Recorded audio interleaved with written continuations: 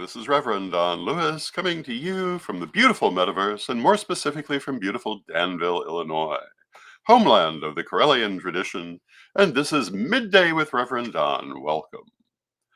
And as you probably know, I did not do a show yesterday because it was a holiday, but I'm happy to be back with you today. And as you know, if you follow Midday with Reverend Don, you can type your questions or comments into whatever platform you happen to be watching on, and they will show up here in my chat room, and we can talk directly. I have just gotten back from the Corellian Regional Lustration in Buffalo, New York, and that was a wonderful weekend. If you follow my social media, you'll have seen lots of photos and videos. Hello to Mary Hawk in the chat room. It's good to see you, Mary. And it was quite a busy weekend, many interesting things. We'll be having a regional lustration here in the Danville area at the end of September, and I'll be bringing you photos and videos from that as well. Hello to two neurons in the chat room. It's good to see you. And yes, it was a lovely weekend. Hello to Janet Winston. It's good to see everyone. And the last 2 days of last week, I did best of vlogs because I was in transit. And I hope that you enjoyed those. But of course, I missed getting to talk to you. And I do enjoy this time that we spend together each day. And I hope that you do too. And today, my stated subject is persistence. And, I went back and forth over exactly how I was going to describe today's subject because there's more than one thing in it, but persistence was the original inspiration, and I have stuck with that. And of course, Midday with Reverend Don is an example of persistence. And hello to Eric in the chat room. It's good to see you, Eric. My Monday night chat room that I do and have done since 1998 is an example of persistence. And what do I mean by persistence, and what is its relevance to you?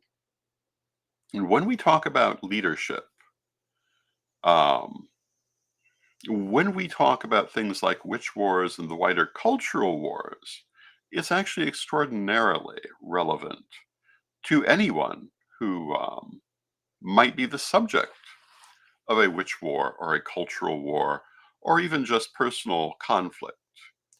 And there's a famous saying that 90% of success is just showing up. And that, you could also be, at least in some cases, rephrased as 90% of success is persistence, continuing to do, continuing to be. And a lot of times, the thing that is going to determine your survival, your success, is going to be whether you persist. There's a famous political example some years ago where Mitch McConnell was trying to silence Elizabeth Warren and could not do so, and ultimately said, and still she persisted. Well, yes, she did.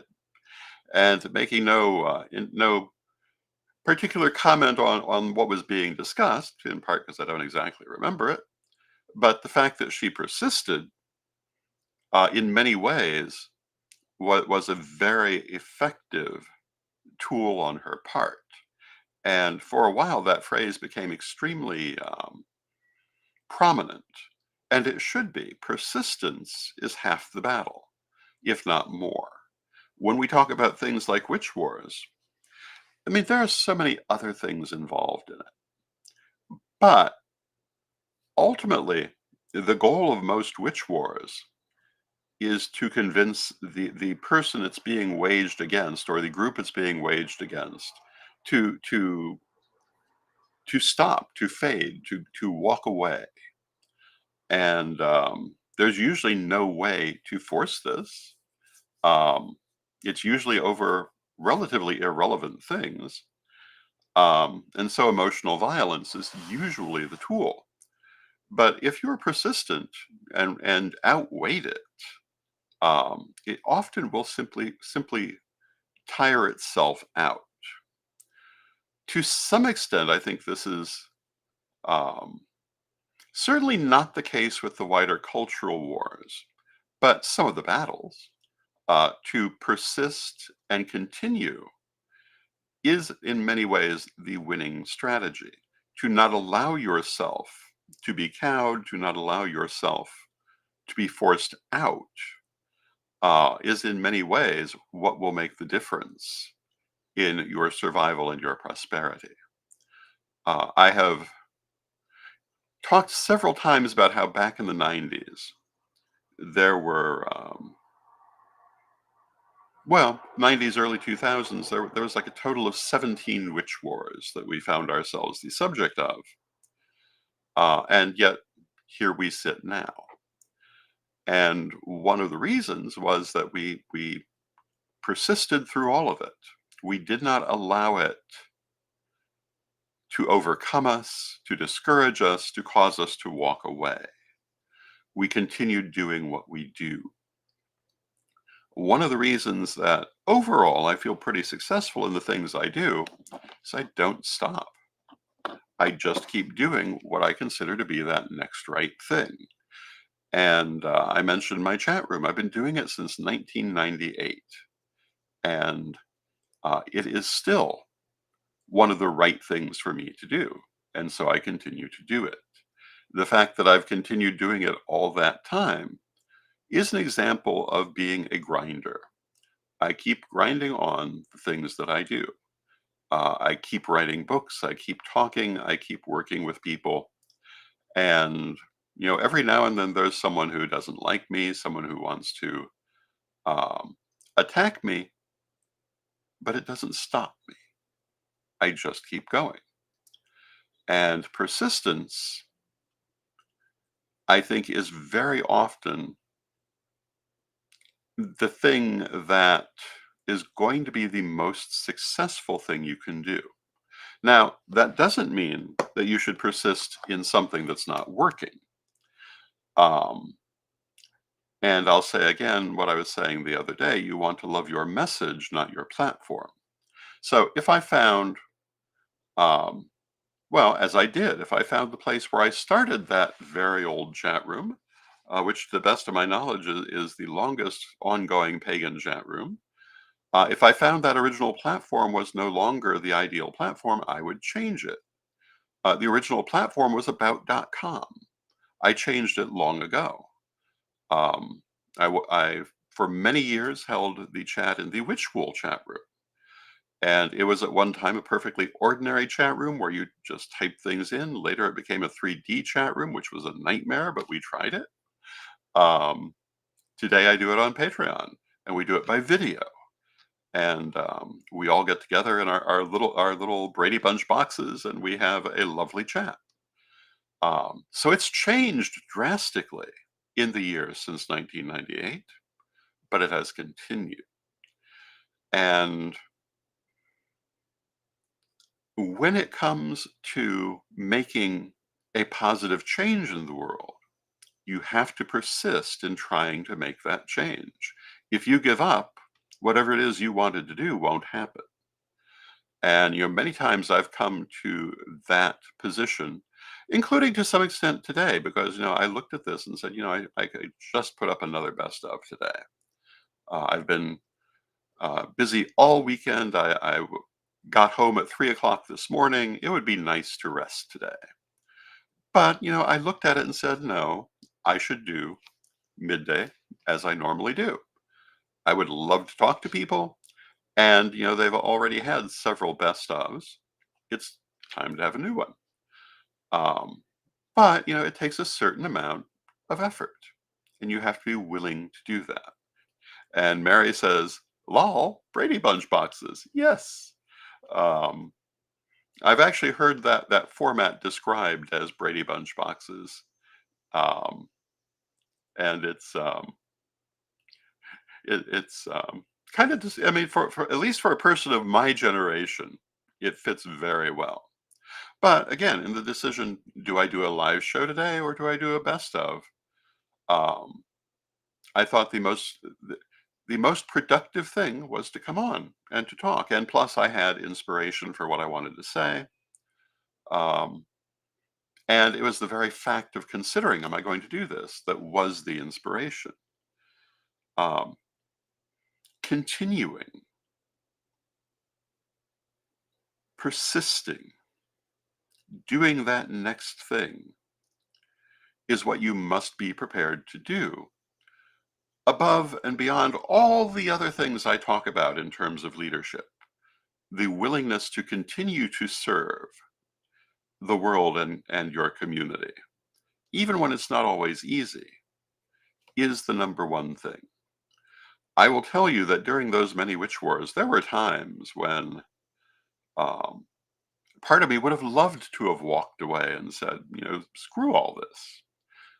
But it was not the right thing to do for the things that mattered in my life, the things I wanted to see happen. It was something that had to be dealt with. And, there were times when doing that next video, that next chat room, that next story was just a lot of work, but it had to be done. And to not do it risk all those things I want to see happen in the world. It risks their ability to come into being. Now, I'm not a believer in the idea that only one person can do any given thing. I believe that had I not been here to do certain things I've done, someone else would probably have done them.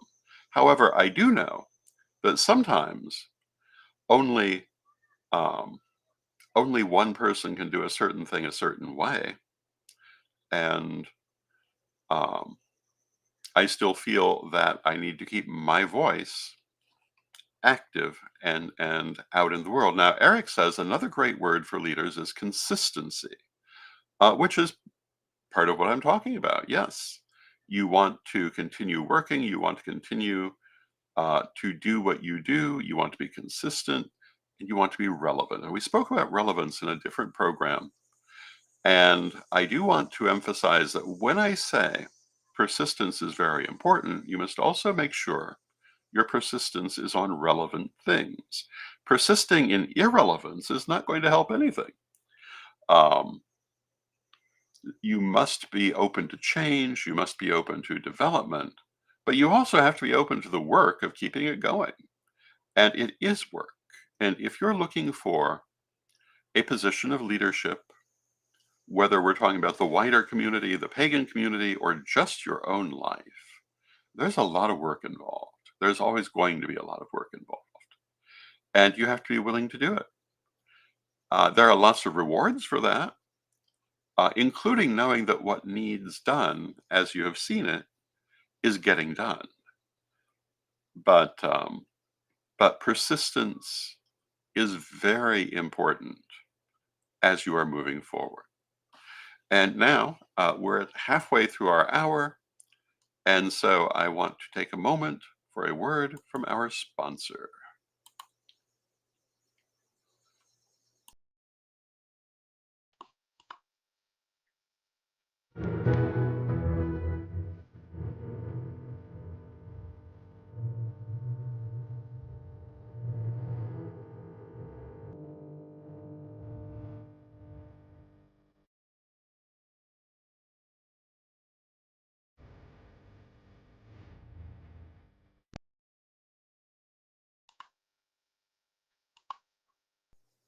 And I'm back. And thank you, sponsor.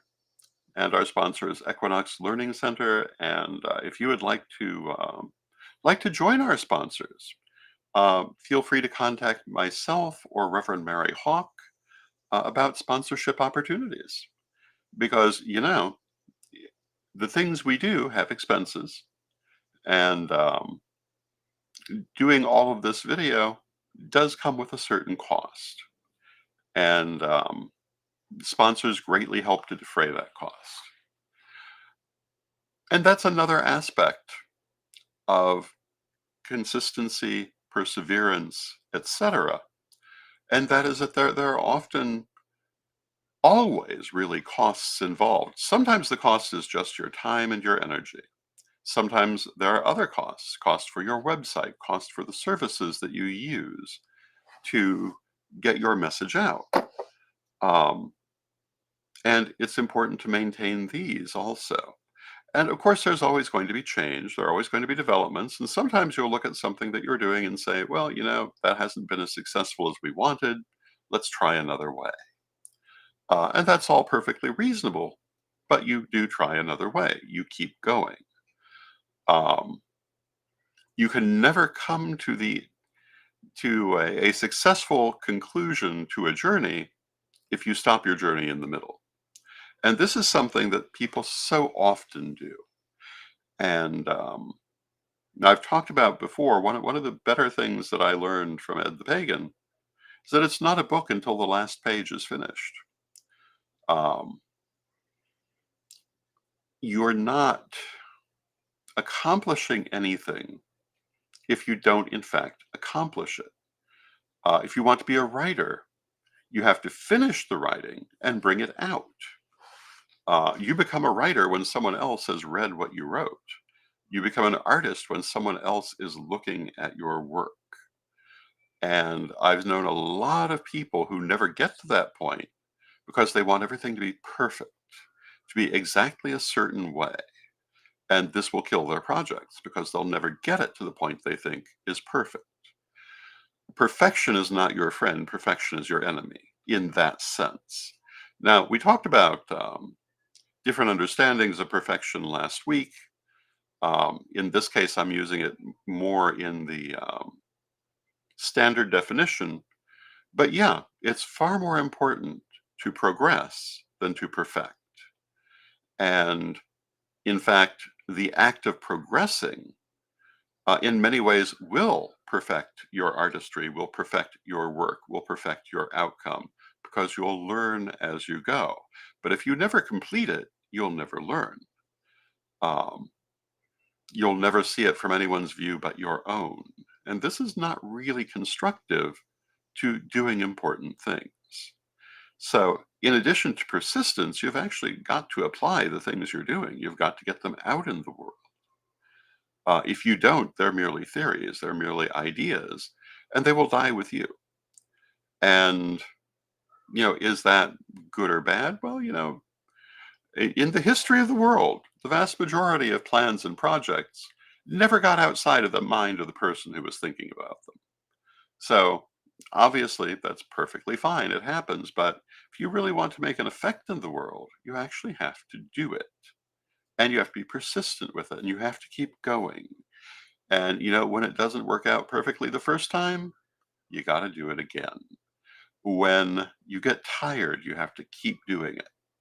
When there is opposition towards it, of course, you should ask yourself, is the opposition warranted? Is the opposition really jealousy? Is the opposition someone else guarding their own empire? Sometimes you'll find they might be right, in which case you change what you're doing and then you do it. More often, in my experience, you'll find that the opposition is coming from one of these other sources, in which case you just keep doing what you're doing. And the more you persist at what you do, the more successful in the end you're going to be alongside keeping it relevant. If what you're doing becomes irrelevant, well, then it's obviously not going to be particularly successful. Nobody needs something that's irrelevant. Um, I've talked a lot about um, people describing themselves as elders who also complain that no one listens to them or wants to hear what they have to say. And one of the reasons for this is they haven't kept themselves relevant. They're wanting to speak as if it were 1968 or 1988, and it's not. Things have changed greatly, and you have to be mindful of that. You have to stay relevant to the people you're talking to now. Um, one of the things I often see posted on social media is the meme that you could cripple an entire generation by giving them a rotary phone and instructions to use it written in cursive. Um, and that's true, except there is no circumstance in which that would ever happen. And hello to Zane in the chat room. And so it's also an irrelevancy. If that's the mindset you're coming from, of course no one's going to listen to you. Why would they listen to such garbage? Because it is. Yes, it might be true. Young people would not probably know how to work a rotary phone. And the older people saying that probably don't remember how to crank up their cars because that was their parents' generation. And they probably wouldn't know how to properly care for their horses or hitch them up to the buggy from their parents' generation.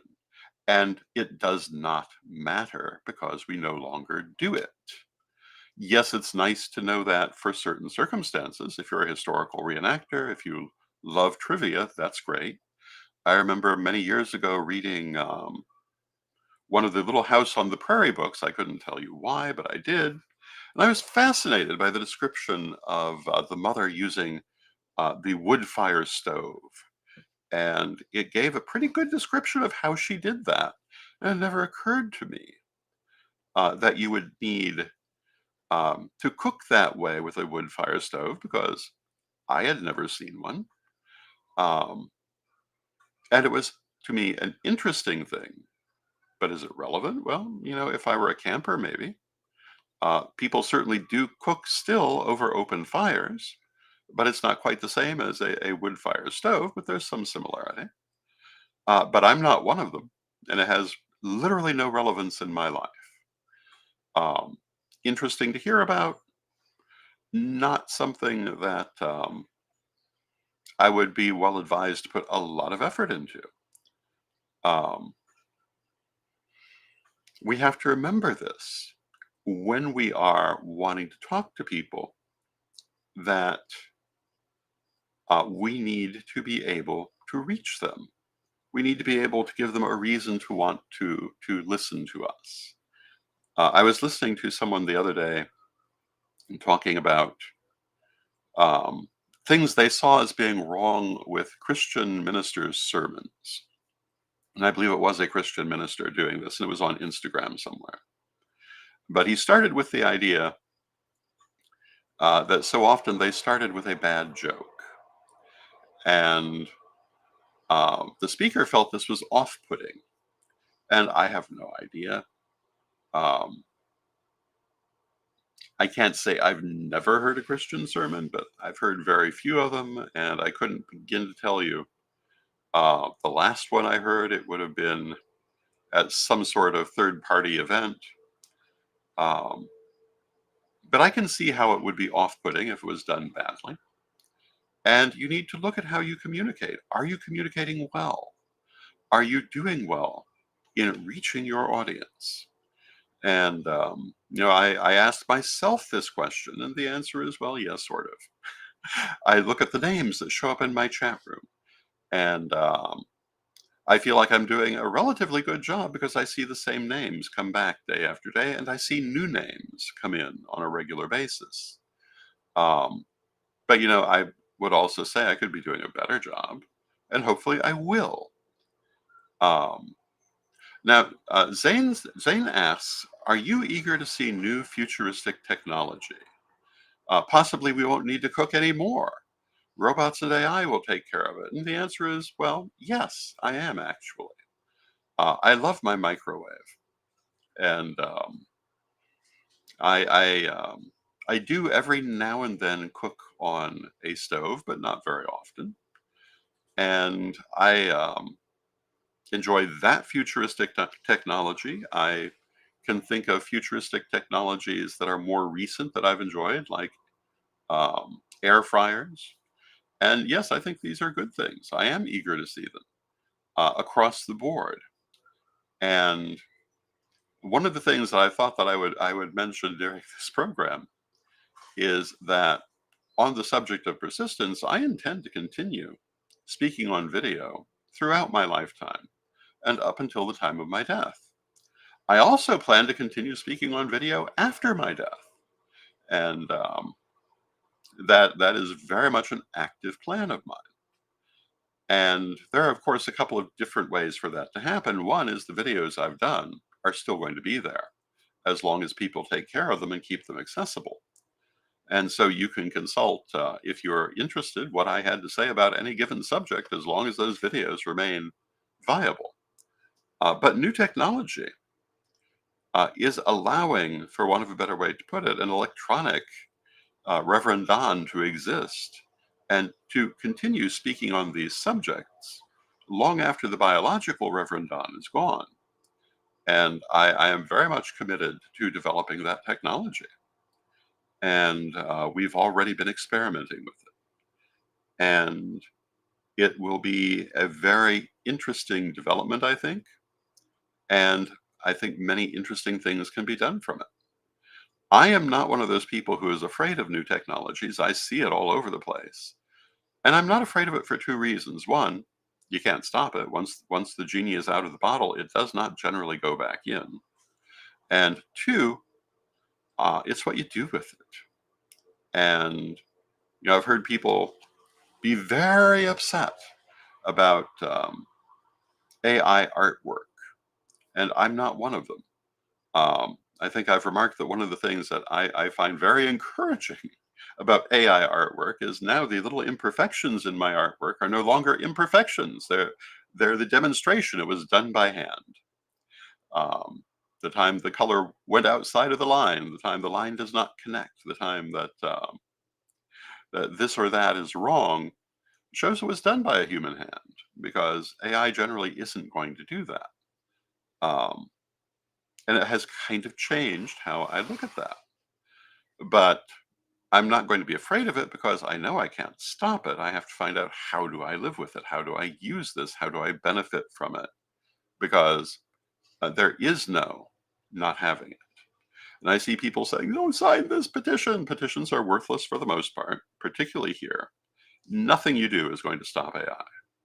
So instead, I think you should be looking at how it can be beneficial to you, not focus only on how you think it will be negative for you. And I have seen often the meme that says, we've kind of gone the wrong direction. I wanted robotics and AI uh, to do my housework and my dishes so that I could do my artwork, and instead the AI is doing the artwork, and I'm still doing the housework and the dishes. Um, but nonetheless, these things are happening whether we like it or not, and the next generation isn't going to remember the things that we objected to. Um, I'm sure, and I know, in fact, quite literally, that when manufacturing of furniture first became a thing, the people who had formerly been hand making all the furniture were terribly upset. And many people who were accustomed to handmade furniture didn't really like this change. However, the benefit of the change far exceeded whatever objections there were, and it happened. Um, if you look at the development of automobiles or public transit or anything in modern transportation, the people who were accustomed to the older form of transportations did not necessarily like it when it came out until they saw how much easier it made things. And so, um, with new technology, we must adapt to it because it's coming whether we adapt to it or not. And if we wish to remain relevant and we wish to remain persistent, we must adapt to it. It's just that simple. With that, I see that we've come to the end of our half hour. I want to thank you for joining me. If you'd like to support my work, you can do so through my Patreon, which you can find at revdonlewis.com, and also through the many through the many offerings we have at CorellianPublishing.com. Tomorrow, my guest will be Chris Copeland, and we'll be talking about new things at CorellianPublishing.com. I hope you'll join me then. And until next time, let us close with our prayer, as we always do. Divine Mother Goddess, Divine Father God, beloved ancestors, we thank you for everything that you do for us in our lives, for your presence in our lives now and always. We know that you're always with us, but from respect, we thank you for that presence, and may you be blessed now and always.